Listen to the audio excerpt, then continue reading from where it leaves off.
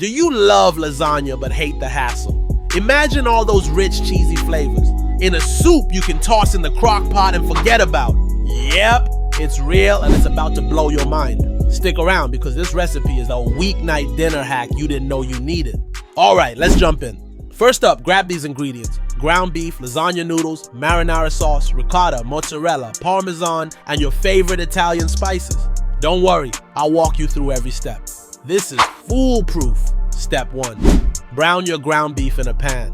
While that's cooking, sprinkle in chopped onions, garlic, and can't forget the Italian seasoning. Trust me, this is where the magic starts. Once the beef is browned, drain the fat and stir in diced tomatoes and marinara.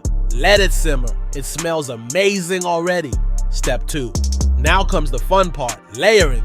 In your crock pot, start with a scoop of the meat mixture. Add a layer of broken lasagna noodles, no need to pre-cook, followed by a dollop of ricotta mixed with parmesan. Repeat until your ingredients are gone, then top with shredded mozzarella. Pop the lid on and let the crock pot do the work. Here's the kicker. Set it to low for 4 hours or high for 2 hours. While it's cooking, let me drop some pro tips. Leftovers, store in the fridge for up to a week or freeze for 3 months. It's meal prep gold. Want more veggies? Toss in diced bell peppers or mushrooms with the meat mixture. Too thick? Thin it out with broth. Mushy noodles? Remove it from heat ASAP.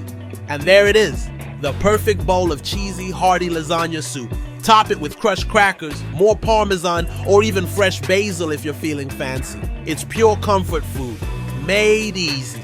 Now I want you to try this recipe. Drop a comment and let me know your secret lasagna twist. Extra cheese, spicy sausage, I want to hear it all. And share this video with a fellow foodie.